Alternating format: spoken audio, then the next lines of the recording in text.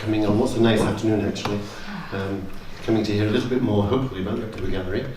We've got the necessary people to talk about it, so just thanks for coming. I'm going to ask, I think, people really to introduce themselves, because that's going to be the easiest. So the gallery begins 40 years ago, actually a bit more, 41 really, if you count when you first came. Chile, would you talk about the gallery in the early days, 1978? So imagine the south of France in the warmth of October. Imagine the beautiful colors of the foliage around you. And imagine the smells and the fragrances, and especially the ambiance. And there, sitting with a group of people that I'd been working with already for 10 years, the word October Gallery was first conceived in October. And it was very helpful, this word October, because it had many meanings. Not only was it a beautiful month in fall, but in the southern hemisphere in the spring, where things were first shooting up. So we showed both artists who were in their first times of being shown, and artists who maybe had been neglected, like Gerald Wilde. But it also had a slightly revolutionary edge, October, so of course that helped. And then in more esoteric fields, it was octad, something that was of completion. So I started the gallery with other people from the Institute of Ecotechnics, who had been working together already, as I said, for about 10 years. We had already built a ship sailing the world's oceans. We had already built a beautiful project in the desert of Santa Fe, and a conference center in the south of France, which is where we were, and went on to do other projects, including Biosphere 2. So we had been working as a tight team. So we came here to this derelict building, as we had in many projects, taken something that nobody else wanted and purchased it and started with our hands, our minds, and our hearts to build October Gallery. So Elizabeth, how would you describe yourself and how you got involved in the gallery? So, a little bit after the time that Chile described, I started at the Royal College of Art in London. And 3 years on at my degree show, Chile with her colleague Flash Harding came by the Royal College and saw my huge paintings and asked me, through a letter that arrived in my flat in Brixton, to have an exhibition at October Gallery. So I first entered this space with my slides, that's what we had at that time, in a little box to show to Chile, to see whether she wanted to show me here. And yes, indeed, we came to the conclusion that I was going to have that exhibition in 1983. And a few years later, I was in Paris. I was doing a residency at the Cité des Arts. And I received a postcard this time, a small postcard, saying, would you like to have another exhibition here? And I said yes. And so I shipped these huge rolls of paintings from France to England, which was hard at that time, very hard, and had an exhibition here. And at the end of that exhibition in 1987, Chile asked me as to whether I wanted to become managing director of the gallery, and I said yes. What I realized just a few moments ago, that although Chile and I officially met for the first time in 1983, we had indirectly met at the Ritzy in Brixton in 1982 when we were both attending the final academy with William Burroughs and Brian Geisen. We just were not known to each other, but our spirits could already connect. There are many more things I could tell you of what I've done, but I think maybe let's start the conversation. Okay, well, it's really that kind of synchronicity, because after 40 years of now I'm beginning to think about how we write something about those 40 years.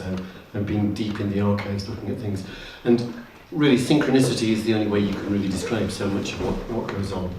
Because I come into the gallery's story in 1994, so much later. So Chile is from the beginning. Elizabeth comes in 7 or 8 years later, as an artist actually, 4 years into the gallery. Comes in as a director of the art 7 or 8 years later. I'm another generation entirely behind. And I meet up with this, I'd call them a crew, in Japan. And what am I doing in Japan? I've been to Churchill College, Cambridge.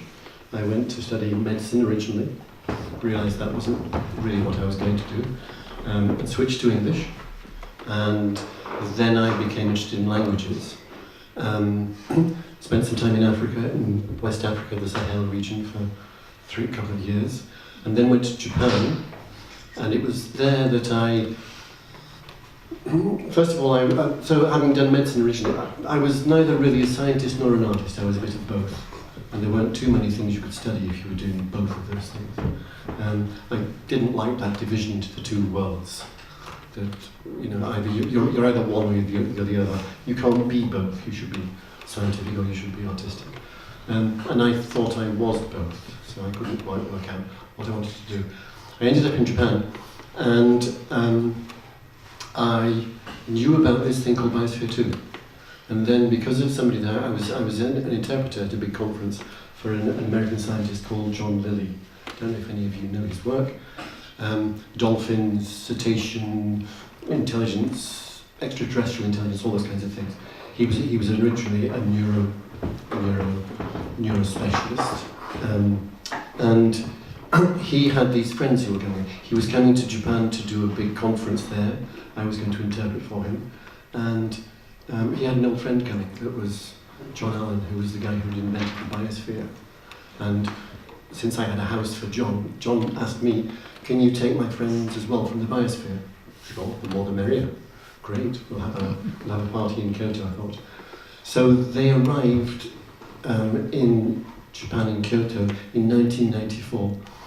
And one of those weird, and we are talking synchronicity, one of those weird coincidences, the day that they arrived in my ambit in Japan was the day that Biosphere 2 was taken over by a coup, if you like. There was an internal division, and the biosphere was snatched, and those who had built it were kept outside, excluded.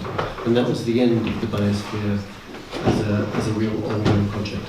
So I arrive and meet these people on the day they go into a kind of an existential crisis, because they were no longer in charge of Biosphere 2, which is what I had gone to Japan to talk about. So I was part of that whole thing, but from the outside. And then I stayed in touch with them, and when I came back to England, obviously they had this place in London. And that was how I got involved in the October Gallery. And I've been involved ever since. So that's how I came involved. Now then, let's just let people settle down. So I want really so there's a huge swathe of things we could talk about over those 40 years. In trying to think about a book and how you write about 40 years, it's obvious that there are 2 decades in 2 different centuries. But there's the 70s when the gallery set. Let's put the 70s into the 80s. Let's talk about the 80s and the 90s, those 2 decades. And then I hate the word noughties, but I'm going to use it. And then the teenies, I hate that word too. But those 4 decades really define what the gallery has done. And it goes from being a decrepit, dilapidated, old wreck of a building, where some people turn up thinking that they can open a gallery in the middle of London. Some Americans turn up in London thinking, hey, let's open a gallery, that'll be fun. Let's do things in London. And today, when you see the gallery has come to the fruition of a growth that was expected, but nobody could predict what would happen. So what you see around you is 40 years of, I like to think of it as an ongoing experiment, as an ongoing growing thing. I was looking at some of the early shows, and in the very early days, 1981 I think, the gallery showed an Indian artist called Balraj Khanna. I don't know if you know Balraj's work. He's actually, today, he's a significant Indian artist. He's also a very fine writer, one of those few people who crosses the disciplines like that.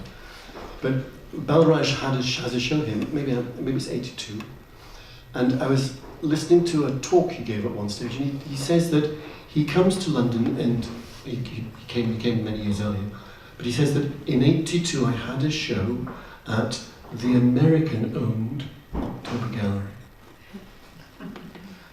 wonderful, I sold more than half of the pieces. That was great. Yeah. So I was fascinated by the American owned, because Balraj is Indian. He's happy to get shows where he can, because it's not that easy for an Indian artist to turn up with a portfolio and say, "Can you show my work?" But in that term American owned, and in the way he says it, there's all the resistance of the English Empire as well. And I have this feeling that there was a huge resistance to what Nocturne Garden was trying to do in those early years. So maybe Chile would, I don't know, that's maybe a lead. Go. The first artist we showed was Gerald Wilde, and he was my main teacher then, how to see. Here was a man who put a highly emotive state combined with idea on canvas. He was English, he drank too much. That also helped me understand how to deal with many things in my life. But he was such a man who could see, and he would teach me how to see paintings. And without him, I wouldn't have been anything. I had never been hardly in a gallery. I had studied paintings in Paris, but I didn't go to school for it. I actually physically took myself there. And what was interesting for me was what happens when you see a great work of art. It chemically changes you. You transform, and once you've seen that, you can never be the same again. And that's what I was interested in showing. So Gerald was a very important teacher for me. And those early days then were very important with other artists, especially Tambi Mutu, who was a writer. You can see his picture over there. He came to start his last version of Poetry London 2 here. He introduced us to the literary world. He brought Roland Penrose here. He brought Lawrence Sturrell here, Graham Sutherland, great artists and writers. And it was because of him that we made the Indian connection, which Balraj emanated from. He started the Indian Arts Council here. The Indian Dance Academy was based here. It was just a fantastic experience for me to have that Indian connection, and that also helped develop my understanding of subcontinent culture. And then, of course, there's Sakari Douglas Camp's exhibition of, she had a big bed here that she had dedicated to her father. This bed was a welded bed with 4 people standing over the imagination of a man waving their handkerchiefs. And it was so sublime, and so this was very important. She now lives in London, but she's Kalibar from the south of Nigeria. So just to say, the bed was actually it was a tribute to her dead father. Yes. It was a funeral ceremony. It's a ceremonious wailing up, wasn't it? So Sakai would make these massive metal sculptures, but they would often move in strange ways. So you had little chickens, and suddenly the chicken's head would start to move. and so she had these wonderful mechanical metal sculptures. But what really changed everything was going to the Royal Academy with Flash, who was the first artistic director here, and seeing these huge paintings of men and motorcycles. They were as tall as this gallery now. And this was a magnificent opportunity to meet Elizabeth Lalouchek. And of course that changed everything. So Gerald Wilde and Elizabeth Lalouchek, 80s. Those are the 80s, aren't they? Okay, well, can we keep that kind of connection and think about the decades and talk about of course, big yes, shows? talking about the 80s, but I think what Chile mentioned, I think which is really important, is the chemical transformation that you experience when you look at the work of art. And what held and glued the gallery together, with Chile and me working at the forefront of the exhibitions, is that we both responded to that chemical transformation in a similar way. So when Chile and I look at a work of art, we know that we want to show it. We do not have to have a discussion about it. We do not have to have an intellectual discourse on whether it's valid or it is not valid. It's a direct hit of the solar plexus. And that kind of, for us coming off such diverse backgrounds, has held us together. and made it possible, and sort of really kept the passion flowing and going, because whenever we see that work of art, it will drive us further to greater heights, to greater ecstasy, to wilder lands, to more beautiful fields, to farther horizons. That's all I can say about that.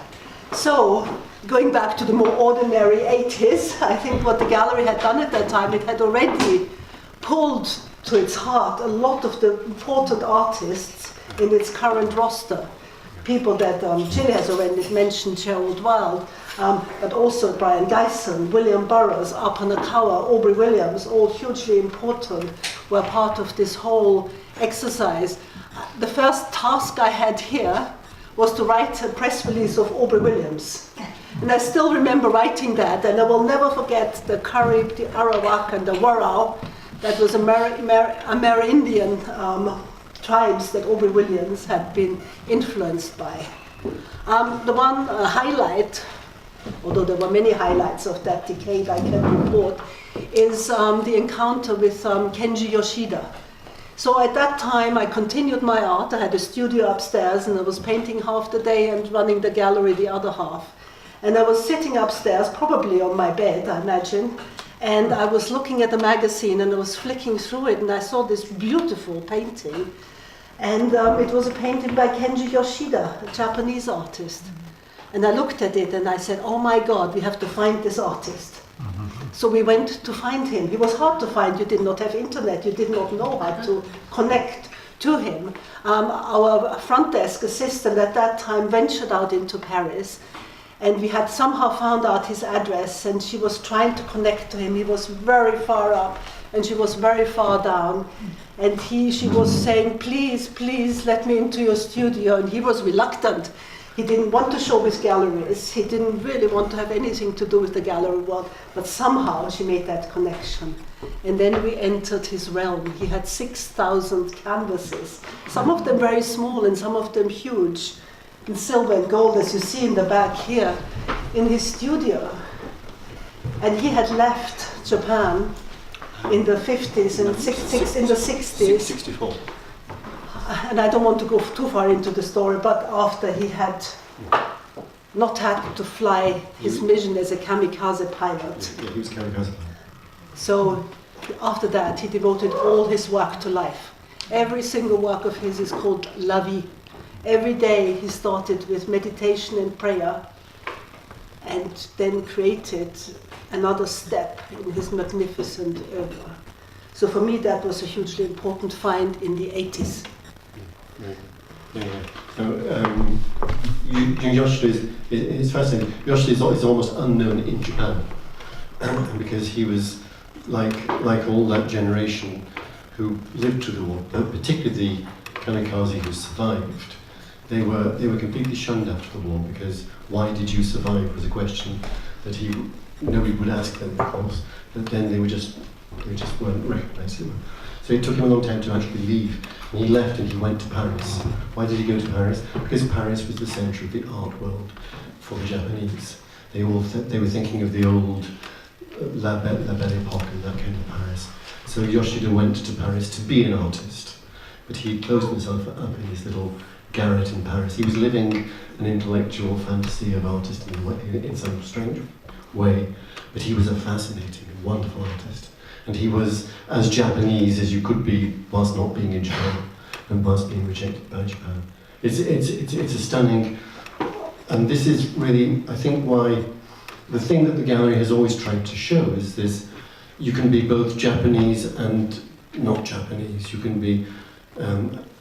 The whole idea of the gallery was to look for work that crossed boundaries, that wasn't limited to a particular culture. And there's this developing idea too, which has to be said, was there right at the beginning, Julie, of the Transvangarde. The gallery was always interested in this thing called the Transvangarde. You look in any dictionary of art, you won't find the Transvangarde. But the gallery's been talking about it since 1979. So give me a beginning definition. When did you start to talk about this, and what does the idea mean, and why were you so different as a gallery that you were doing something that nobody else was?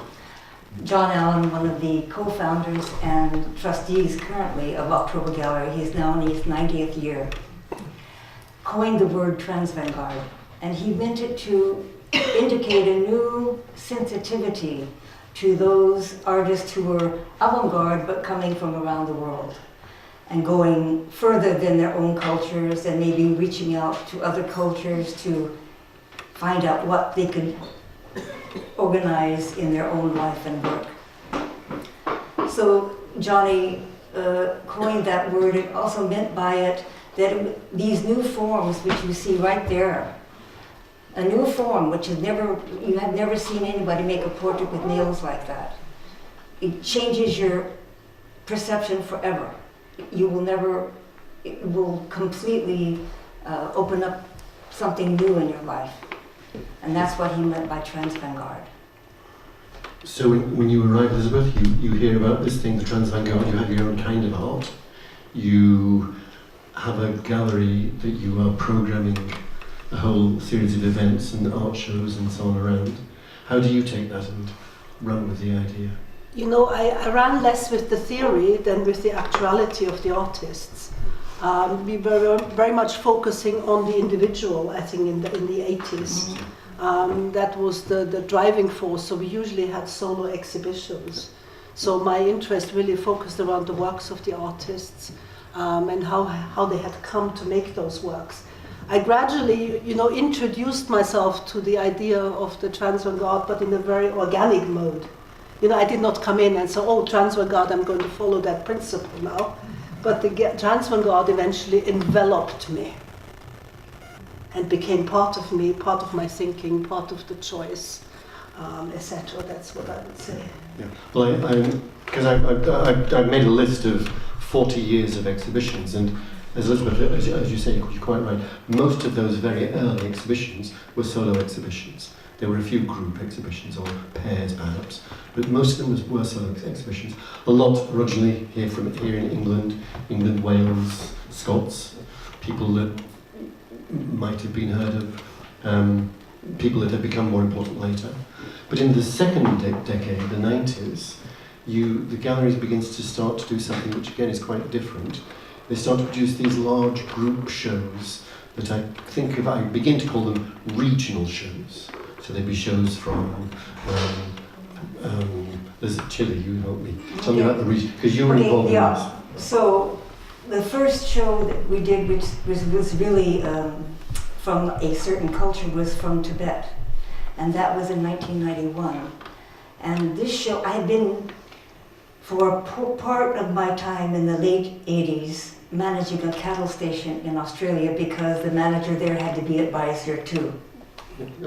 How do you run So I came back from managing this cattle station to this fabulous exhibition of Tibet, which I had set up before I left. And in the theater, were 16th century tonkas. There was an altar with long Tibetan horns and all the candles and all the paraphernalia that would go on a Tibetan altar. There was then photographs of early expeditions to Tibet. The young husband expedition. Then here were contemporary photographs of Yourself Pankar, showing you the grand vistas that you might see if you were in Tibet. So when you came into that door, you came in to another culture. You felt it organically all over. And the thing that meant so much to me was that it was a certain level metaphysically. And I wanted from then on only to have shows that had that reach. So after that, I was very interested in curating shows which had a shamanic edge, and that extended to Peruvian Amazon, especially 3 artists who were shamanic, who also were very interested in the use of ayahuasca, then to Haiti and to other shows. Yeah. Well, I'm just trying to think. So amongst this group of shows, I'm thinking from the in the steppes of Genghis Khan, shows from the steppes, South America. Ultimately, the Australian Aboriginal shows that begin in the late 90s. We begin to do a whole series of Aboriginal Australian shows, and that was just peaking, I think, at the end of the 20th century. The Australian Aboriginal was called the last great art movement of the 20th century, in the sense that the West was finally discovering this amazing dot painting from the central desert area. But we continue that over into the new century. I'll go to into getting ahead of myself. But there were a young group of Aboriginal artists who were still coming through, that the gallery continued to show in the beginning of the 21st century. But I feel we've only produced a few of the shows. A show from Oceania. There's this little gallery in the centre of London that's sending people out to look at Oceania. That's a huge swath of ocean and islands, Papua New Guinea, Vanuatu, so many different, all those areas. How does a small gallery in the middle of London manage to get out there? Well, this is part of the reason that I think of the gallery as it's not your normal little London gallery. They have a ship. They don't have a ship, but there's a sister project that's a ship that's going around that whole area. So first Chile takes advantage of the ships being in Port Moresby. No, it's on the other coast, on the northern coast. The ship is out there. So Chile visits Papua New Guinea. You're in Vanuatu. I find the main artist, there was no galleries then in Papua New Guinea. The main artist, Matthias Kwage and others, he was hanging his works with clothespins on the outside of a hotel called the Islander Hotel. And that's where I met him, and that's how we met. And there was one great shamanic artist, Wiki Pham, who was there. Your sculptor. Yeah. Sculptor. So we brought 4 different sculptors, Ruki, 2 of his students, and a student of a student. So we had 3 generations of Papua New Guinean metalwork sculpture. What were they working in? They were working in the bumpers of cars that had been in accidents, because the cars were always smashing into each other and there were wrecked cars everywhere. And their raw material was that bumper from those cars. They were producing amazing, beautiful, beautiful work. Yeah? That show couldn't have happened, I don't think, if we hadn't been able to. The year after Chile went, I went out to visit the ship, which was then in Australia, and I went over to Papua New Guinea from there. So without the ships moving around in that whole area, you can't just turn up in Papua New Guinea and source a show. It takes months of going out and meeting people, and meeting people who know people, and then making friends, and then going back to see them again. So it takes time to meet people. Not any gallery, certainly, there's no budget to do this per se, but the ships being there enables that kind of outreach work. So I think those shows of that period of the 90s and the first period of the 21st century are important. Was there a good show from the 90s? Yes, so there were several, the regional shows I think were the most important aspect of the 90s. If you wanted to divide these 4 decades into distinctly different sections. I will pinpoint a couple of group shows that I found particularly interesting in the 90s, but I also want to mention people that we started showing at that time, such as Leila Shawa from Palestine. That was hugely important, our connection to the Middle East. Wijdan from Jordan. I discovered, or I came across Ella Natchuri at that time, who has become a very important artist for us. But of these regional exhibitions, the ones that really stand out for me, apart of course from all of them, in order to be able to have really large exhibitions, we did exhibitions back to back, and we did 2 of those. We did contemporary art from South Africa, that was in 2 sections, and we did the Yoruba diasporas, that was in 2 sections. So the contemporary art from South Africa, we collaborated with Music Village, which was a big organization bringing music from all around the world to London. So they had a festival of South African music here, and they had brought 80 musicians, all in their traditional costumes or outfits or beings. They had the Ndebele women who were painted in mud. You had the Zulu dancers who were beautiful. Was it leopard skin, etc. So Gumboot boys. The Gumboot boys, so the whole opening was extraordinary. Cape Choirs. The opening itself was extraordinary. It was reverberating. And you know, we had two exhibitions. One was a sort of more contemporary abstract exhibition with people like Wojciech Walanga, who has become extremely well known now, Pat Maltlower, etc. We collaborated with Robert Loader, an organization in South Africa, for that.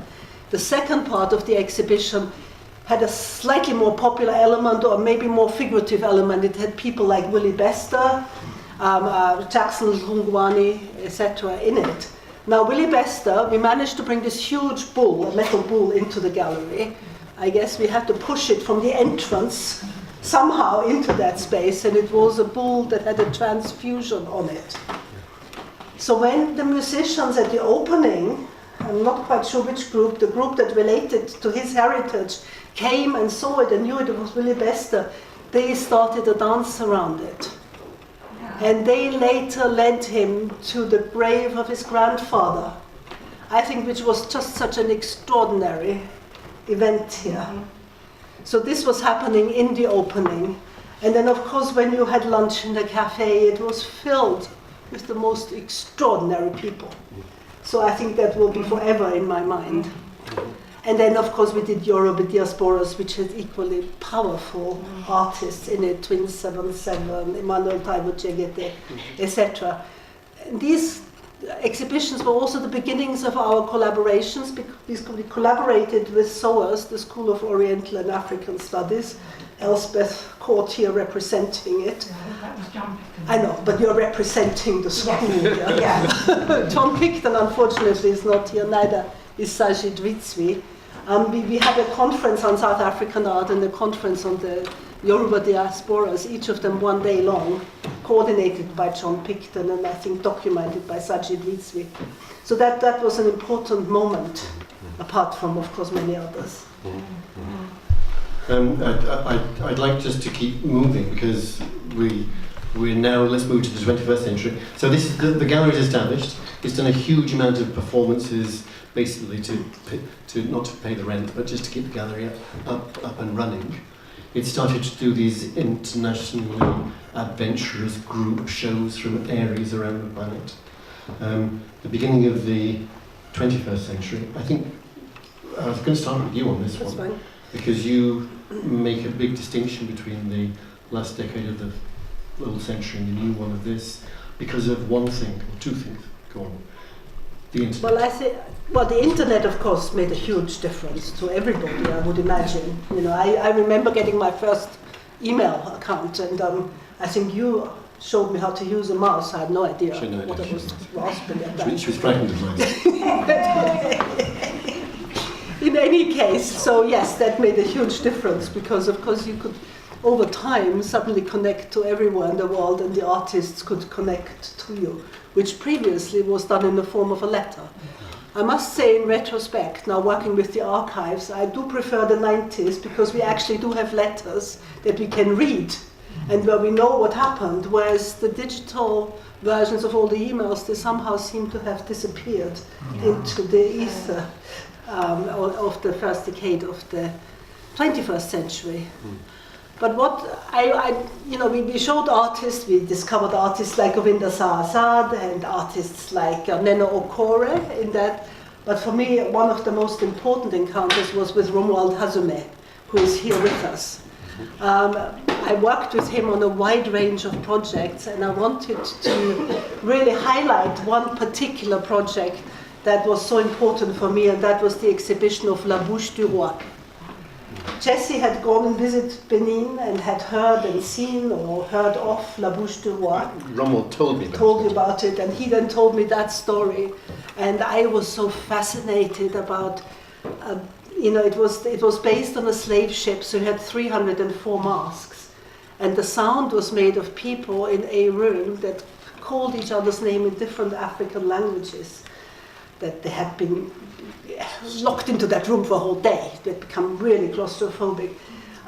So this resonated in my mind so much that I could not forget it. So in 2005 was Africa 05, and we really wanted to show Romuald. And I remember calling him, maybe for the first time, or the second time.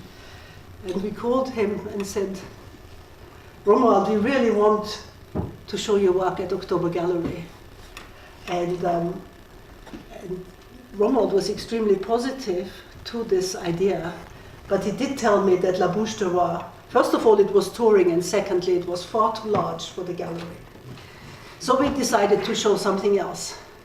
But whilst we were showing Article 14, which was a beautiful installation collected from different scraps that we could find in Camden, and we also showed the book of La Bouche du Roi at the front desk, and the British Museum walked by, and they were looking for something for 2007. 2007 marked the abolition of the slave trade, and this particular installation really offered itself to this. So we... Can I just interject? Where did that book come from? Elizabeth hadn't even seen this work, but she'd managed to put together a book to try to attract some funding so that we could actually show it here. So she had made her own book of October Gallery showing La Bouche du Roi, and that's the book she's talking about. So when Romuald said, no, you can't have it because it's somewhere else anyway, she still had a book of it at least. I must say this was aided by the book from the Menil Foundation. Yeah. So she'd already made a document about this thing which she didn't yet have. That's how much she was dreaming about. So in any case, the British Museum called and they said they really wanted to engage in a conversation about La Bouche du Roi. And so we did, and it was a 2-year conversation we had. They wanted to acquire this work and show it in 2007 in the British Museum. Now, that meanwhile, La Bouche du Roi was traveling. It was traveling from the Menil Foundation to the Quai Branly, but we needed to show it to the Art Fund. We needed to show it to all the curators here in the United Kingdom who were going to participate in the tour of this work of the British Museum. So in 2006, we brought it here. On the hottest day of the year. I think On the hottest day of the year. They kidnapped it actually. They caught it as it was going through. It came here, and we carried each mask upstairs into the theatre. The theatre is about the size of this room. It's the same size. Yeah. We closed the curtains, laid it out on the floor, it fitted perfectly. We put the different smells, sage, coffee on one side, and urine and sweat on the other side. We had the sounds running, and we had the whole installation there, and it was dark, and it was extremely claustrophobic.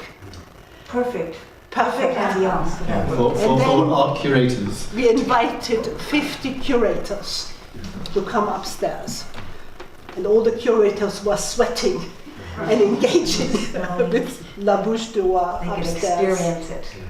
And we had a little platform from which you could also view it. So at the end of this, the Art Fund decided to help acquire the work. The work was shown in the most prominent space at the British Museum. It was shown on the very top above the restaurant. It was a whole exhibition with the stage set around it. There were huge banners of Romuald in the British Museum. We had suddenly started to collaborate with these big museums in London. And then the piece was toured through many museums in the United Kingdom, to Bristol, to Hull, to etc., and then to the Horniman Museum later. So I think for me that still marks one of the most extraordinary and exciting events of that particular decade. Yeah, I think so. I think the fascinating thing about that story is that for most of the story it's a virtual story. Romuald had actually told me about this other piece that he had when I met him in Benin. And it was so I had a verbal account of it, and I bring that verbal account back and I tell the story to Elizabeth, and she becomes obsessed by it.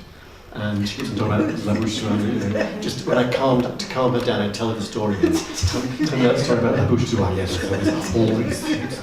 And Romuald's way of getting it together, he'd employed friends of his to come along from different groups of different Yoruba speakers and Igbo speakers and all these different groups to come. He'd employed them for a day, and then he just locked them up in a room. He didn't tell them what they were doing, and so they're all inside. They're all thinking, what's going on? So there's lots of dissatisfaction. And then he says, look, I paid you for a day, you come for a day, just hang on, I'll tell you about it later. So he gets them all, and then he has them when they're at their end of their tethers at the end of the day. He says, look, I want you to be, you've been taken aboard a slave ship. You're locked away in this hot space. You speak your own language, and you don't speak anybody else's language, and you start telling each other what you're feeling and what you're thinking. So it was a performance that even the actors didn't quite know what was going on. It's a performance that came out of that. And that becomes the soundscape of all these voices snatched and put aboard a strange ship that's going through the middle passage and so on and so forth. So just this story that Elizabeth gets hold of, it's this idea of dream no small dreams, that she has a visualization of what that is, and she's not going to take no for an answer. When Norman says, it's too big for your gallery, she thinks, no, it's not, I know my gallery. So when she actually finally puts it in, there was about a foot and a half of space on this side, and a foot and a half of space on that side. And it's the shape of a boat. It's that, there's a famous lithograph of the Brooks, which was a slave vessel, and all the slaves were lined, and it was the position that every slave would have on one deck. And Romwell's masks, each mask represents a person. So they were set out along, it was amazing. The curators, I think, were certainly moved by the event of coming to see that. And it's the shortest exhibition we've ever held. It was a one-day show for 50 people, and it was the best. It was one of the biggest successes the gallery had, I think. I think because the weather, it was the hottest day possible, and the air conditioning quit. We had these fans on, they couldn't handle it.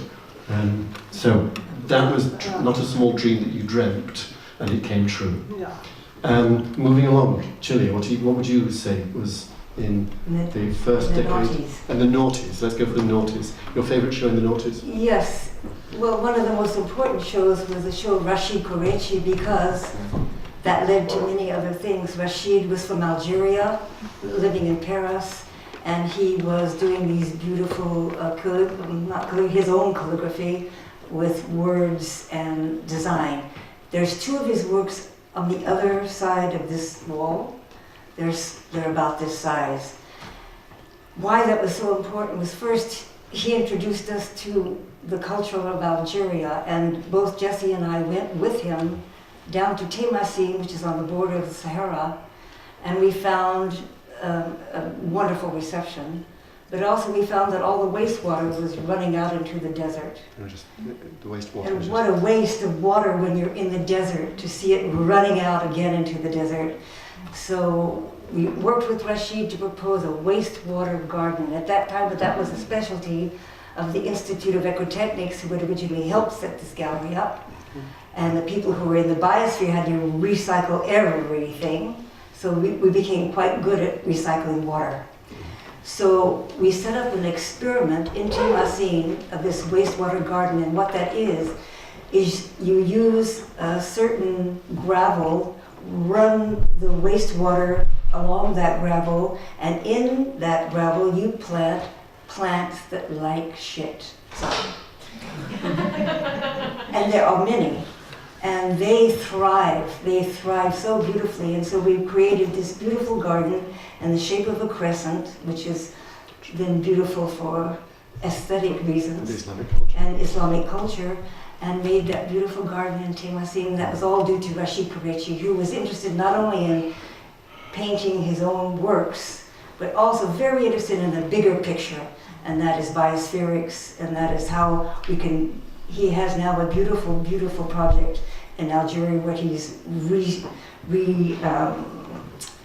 he's saving the whole area in an oasis now. Yeah. Well, the building of oases. You see, this goes to a much broader question, which is the whole question of ecology. And when you're looking at different cultures, you realise that each culture is in fact, a culture is a particular regional response to that area. It's a group who are in a particular area who are adapting to that climate and region. So there are some cultures who live at the top of mountains. They balance very well.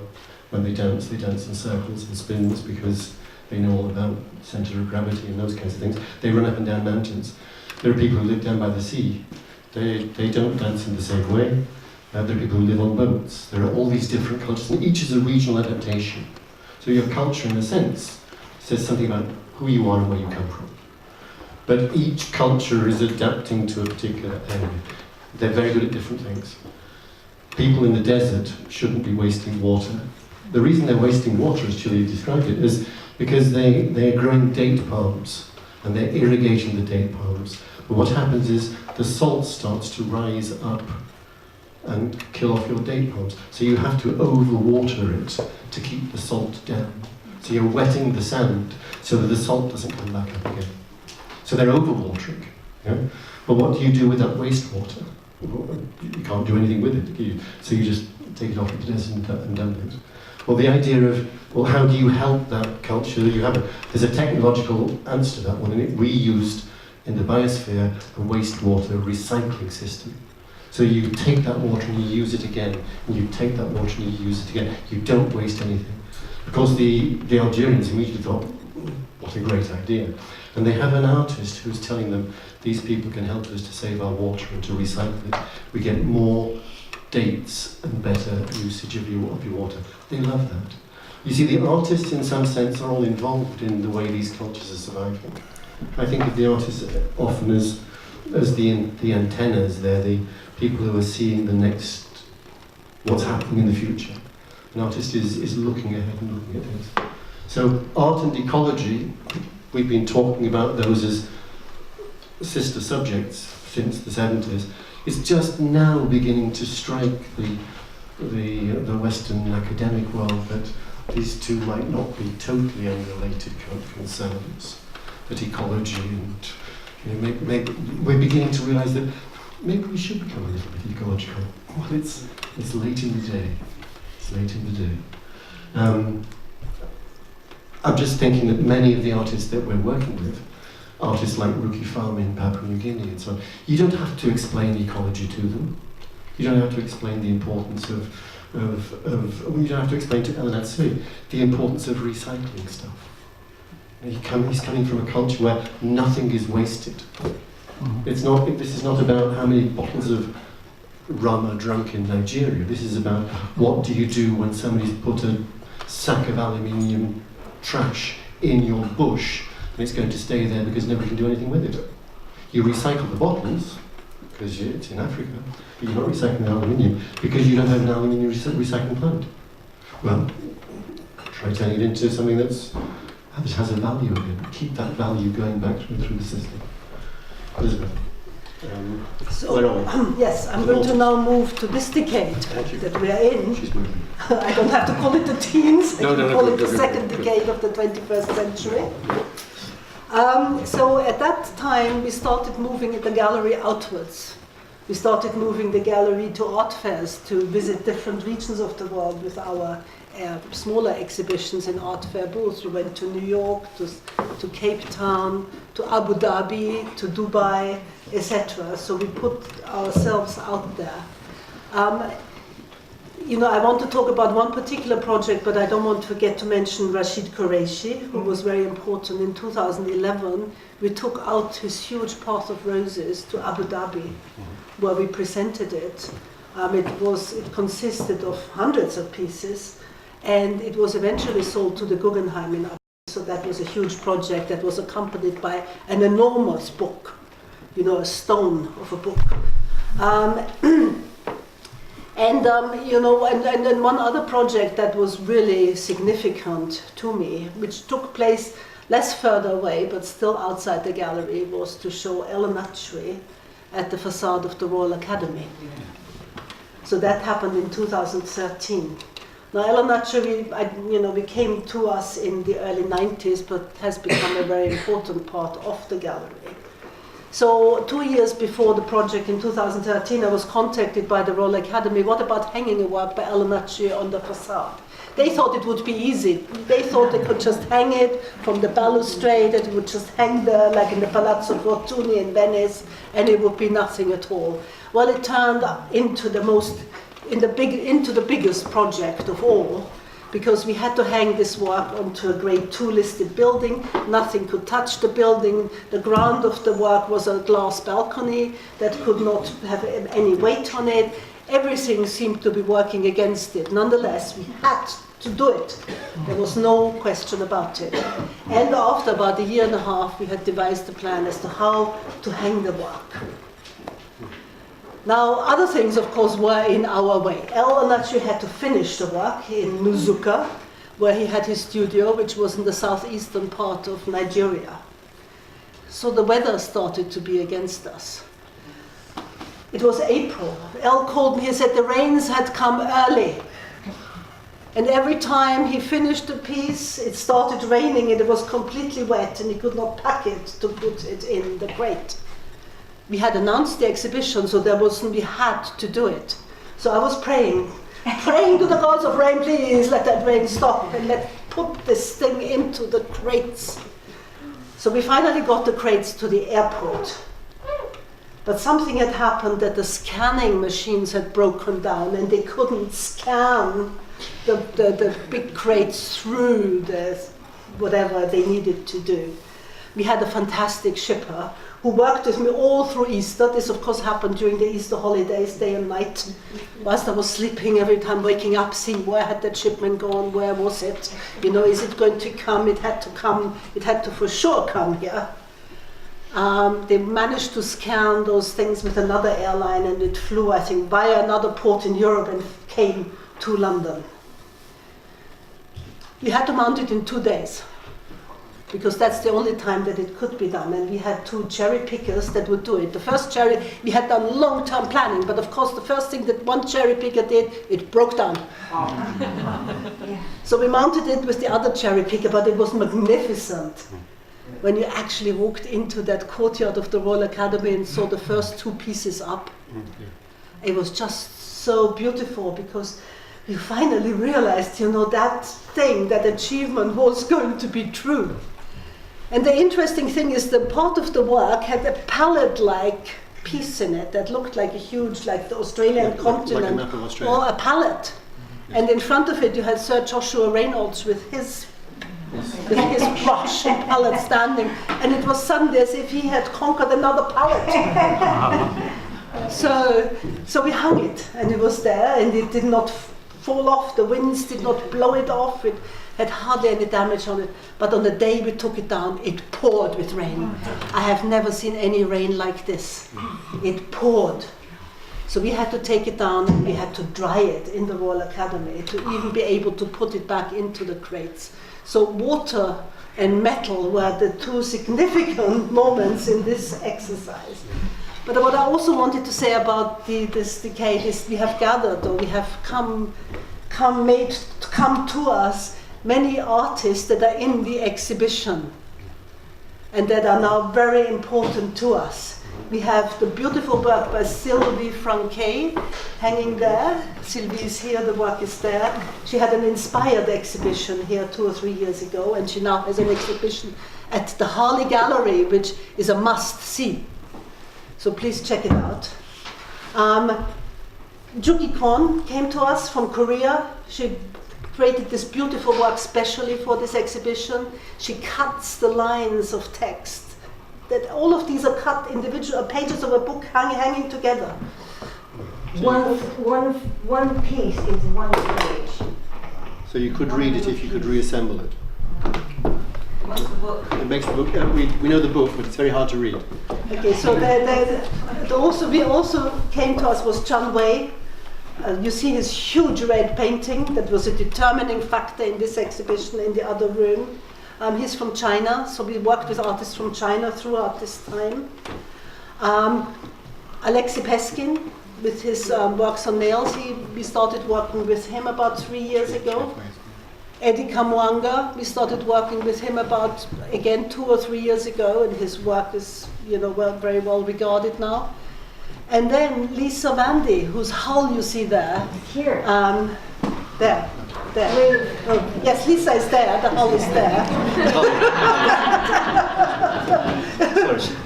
The hull is there. She had a sellout show in 154 in the autumn, and is going to have an exhibition opening here at the end of May. So it's wonderful to see all that new artistic life coming with us into this decade and going forward with us into the next decade. Yeah, absolutely. And talking about new artists coming to find us, because the gallery, at last has something of an established, something of a reputation.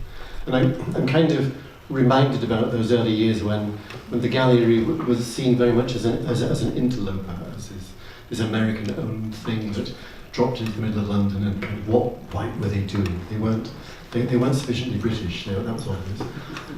They were American-owned. That changed very quickly. The gallery was started by the Institute of Ecotechnics, who came here. Catherine Gray is here. She was one of the co-founders. They all left me and went away to other projects, and I was the only. There were many other people who came and through, because of the theater we did, because of the ecological interest, and because of starting this new gallery, the Enterprise. Many people were attracted, volunteers and artists, so it became very international very quickly. Yeah, absolutely. What I was going to say was, when I came here, I had no sense that I was with an American-owned gallery. But it's been a hugely complex development. You can imagine in a very different world to the other worlds in which you operate, to arrive in the middle of London, to have a project to start a gallery that shows work from all around the world. I think once again that I still don't think there are many galleries that even have that as an idea, that there is such a thing. Well, if you look at the idea of the avant-garde, which is a very Western idea, and we treasure our avant-garde artists, of course. We can all think of a few. But those that you think of, you'll realise are white, male, and either European or American. Well, there's the Russian avant-garde. Of course, the Russian avant-garde, put them in as well. So they become part of it, yeah? But you think about the Bhutanese avant-garde, the what? The Nigerian avant-garde, the Beninese avant-garde. It's a paradox, it's a contradiction in terms. And you realize that contradiction in terms defines our own inability to recognize that avant-garde is our term for something that we value. And that we value boundary prevents us from seeing things that are outside that particular focal point. So avant-garde is our definition of our own inability to recognize what's excellent and what's exceptional and what's different about the work produced by other places. So when you begin, and I think this all goes back, if I can say, Chile mentioned John Allen, who was the person who right at the beginning put out this idea of the Transvangarde and gave the gallery a kind of a mission project, go, just as the ship had a project to go out and seek foreign cultures and interact and do theatre halfway up the Amazon River. There's an idea, go and do that. Go and find the Yanomamo and give them Brecht. Okay. Let's try that. The idea, I think, one of the sparks that he gave to the October Gallery is show art that represents all avant-gardes. Well, that idea of all avant-gardes came from his way of thinking in terms of total systems. You're not looking at just one particular part of a problem, you're looking at the entire problem. We're not just a white culture who goes out and takes over India, and goes out and takes over Peru, or goes out and colonizes another place. What about the other voices that are also there? What about the other perspectives, the other arts? So Aubrey Williams, who was looking at Caribbean, Indian artistic traditions, the Maya traditions. What about those? Did the Greeks have art? Of course they had art, they were Greek. Did the Nigerians have art? Oh yeah, they've got a really long history on it. Funny you should mention that. Yeah? So, well, what about the San Bushmen? They don't have art. Some of the oldest cave paintings, happen to be not in Europe. And every time you discover a new cave painting, it's no longer in Europe. The older ones are turning out to be in the Philippines. What, do they have artists in the Philippines? Oops. Funny you should mention it. So art is not this Western activity that we do so well and export and teach. We teach the Indians how to do modernism. Well, the Indians have a very long tradition of it too. So this idea of a global community of artists who have a conversation and a dialogue that includes each other's voices, that was something that they were putting out. And it goes back to, as I say, a total systems approach to the thing. not just one perspective. So I was going to say that I just finished by saying that Chile mentioned these region shows. At the beginning of this year, Chile did for the first time for quite a long time. Chile's been busy kind of supporting the immense edifice of the gallery as it becomes more present in. I think in 2018 the gallery was almost all around the world at some stage in different months. Chile produced a show at the beginning of this last year. So this year, Portal was what, 2000? Yeah, it was, which was a return to these slightly different. Well, you tell me about Portal. Portal, I'm very interested in the brain, so I wanted to see what artists would depict of the brain. So there you had a beautiful artist simulation of the brain and how the neurons connected. And in the far room, we had other wonderful digital images, the state-of-the-art digital images of the brain now and how the neurons connect. And I wanted to let the artists really speak about this subject. We know our brain is composed of what we think, what we eat, how our culture is. It's all what we create. And to see it on a visual wall is very wonderful. Yeah. But maybe we should turn over to questions. Yeah, I'm going to do that right now. So I was just going to say that I was really delighted to see a very powerful exhibition which Chile's going to continue to do a series on that line, I hope. I'm always trying to get Elizabeth to stop putting other artists' works on the wall and produce a new show of her own work, because it's got to be 6 or 7 years since we've seen anything. And every time I get her to do that, or every time we force her to stop showing other artists and she goes away for a month and works again, she produces work that's completely different to the one that she did last time. It's as though she goes through a huge evolution just by not doing anything for a while, and then she has to produce something. So I think we want to work with art from her. But I'm going to throw it open to, the future is unknown, and I throw it open to you for questions to us. John. Yeah. During the 40 years that I've been associated with the gallery, it has always been multicultural. Oh, sorry. It has always been multicultural, but multicultural has become a word which no longer does justice to the gallery. It has come to be a collection of competitive special interest groups from their own individual point of view. The gallery has never been introspective, it has been extrospective. It has been artists with a point of view, and the point of view means looking outwards, and it means artists with not a single point of view, of what Keats called the negative capability, the ability to look from more than one perspective at the same time. It has not been a collection of people giving themselves to a cause. Yeats, in the Dublin 1916, I think it was, talks about the artists and the writers who gave themselves to a cause. Giving yourself to a cause, you cease to be an artist. You become a martyr who writes propaganda. And the gallery has never fallen into that trap. Thank you. So John has been here since, John is a sound engineer who had the sound studio downstairs since the 1980s, and much of our recording is thanks to John. He continues to record all the way through. Any other questions on the Paul Friedlander, please. This is not so much a question as a dream and a request for the future. This has been a marvellously evocative and emotional presentation by 3 brilliant storytellers. However, I still feel something is missing, because all those pictures in your minds, all those incredible memories you talked about, a lot of that work I've never seen, most of the audience have never seen, the giant ball that was dragged in with such difficulty. Do the documents exist? Are there videos? Are there films? Are there sound recordings? Would it be possible one day to put this all together and present for us a great multimedia presentation which tells this story using all of our media technology. That's point well made, Paul. We're doing a book. No, It's coming out in October.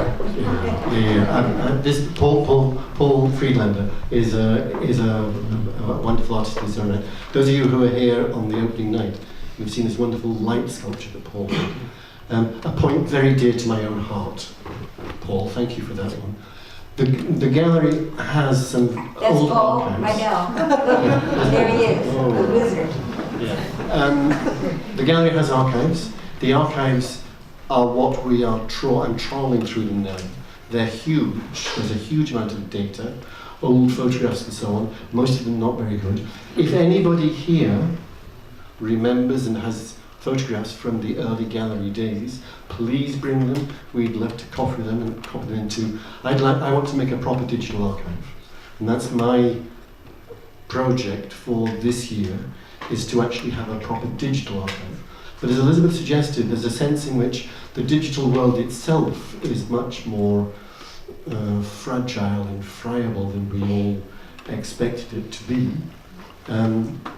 So I want paper copies of as many things as possible too. But yes, there are films.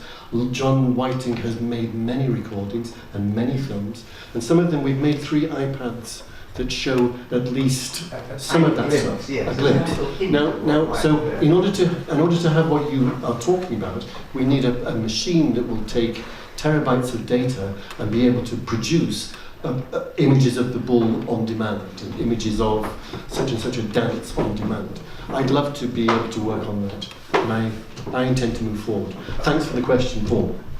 Anybody else? Anthony, please. Anthony Sam. Thank you. You've done so much over the last 40 years. You've had such an extraordinary range of works. But is there still a dream that you haven't fulfilled yet? Is there still something you want to put up here that you haven't done yet? What do you look forward to? Yeah, I think each of us has got a different dream. Yeah. But I think it's also it's that tension between the group. There's a sense in which the way I often look at it is Chile looks after the whole project, right from if there are nails missing somewhere, Chile knows which nails to get. You know, from everything on the site, Chile has fixed before and will fix again. And if she tells you to go and do something, you do it because that's what you need to do. The artistic side is left almost entirely to Elizabeth, but Chile and Elizabeth have this, I don't know, third mind thing whereby they have a private language and they say, do it. Okay, that's what we're going to do. So I follow Elizabeth's instinct. I do a lot of the writing. He writes about everything. And I write about it. But I don't, people are always saying, you know, can we show this? They'll tell me, that's great, yeah, I love it. You know, I show it to Elizabeth, oh no. So I make 0 artistic decisions. But I think I don't mind that because I let her choose the art and I will write about it then when that's happened. So we each have our own different, we pull in different directions, but somehow the thing goes. Can I just add a little bit to that dream, which is a word I love, of course. I think it is time again to open the doors of perception. I find, in my mind, to let new energies come in. And then let those new energies take you to a new place. That's why I feel I want to go. That's why I follow her. I follow her. But can I say also that I was asked to write a wall text just kind of 3 hours before the show opened. But I knew that Paul Friedlander was going to produce this moving, light, vibrating thing out in the courtyard. And the courtyard, right from the very beginning, I only discovered this, because I'm trawling through the gallery's archives, I'd learned things about the gallery. I didn't know that, really, since then. I see that the gallery, right from the start, said, and we have a sculpture garden. I've always thought of it as the courtyard, which is a place, and a garden, because Chile relaxes by looking after the plants after the day's stress. But I didn't realise it was a sculpture garden. But right from the start, it was intended to be a sculpture garden. And there were these odd little stone things around the place. And Shirley told me a while back, yes, that's that artist, Vanessa Pomeroy. She was a sculptor. And she left a stone, which was in the garden. Or there's a pot in the garden. I hadn't realised that was actually part of an old exhibition. So there was the remnants of a sculpture garden there. And then the Ellanatsui comes, and that's too big to send back to Africa, so it's been sitting there since 98 or something. Brilliant. It's become our entrance. It's become our entrance. So you can't really take away the entrance to the gallery. So it's still there. But it's also wonderful when you have one of these to say, go and see the wooden one of the courtyard. And then there was the Gerard Cranium, which is it's called Le Gardien, which is the guard. It kind of looks over the garden, and it just makes sure that the garden's everything's okay. You're okay? Okay. You're like the guardian, looking over, checking things. But for this show, therefore, the sculpture garden was re-manifesting itself. There's the beautiful Sakari Douglas Camp. Finally you have, and then I'm loving to see there's Kaptak from Ubutsa, the Zimbabwean sculptor. It's being restored, it's got its coconuts back. You know, it's got its nuts back. They weren't there for a long time, because I think people would knock them off. So the sculpture garden is That's there. Tafuma, right there. That's Tafuma. Oh God, he's just gone. That's not. But then Paul Friedlander was going to come and he was going to put a light sculpture in there. So as I'm writing this text, I'm thinking, hold on. The sculpture garden's back. We need to actually mention it. So even though Paul is just going to be showing for one night, I think, let's talk about the sculpture garden.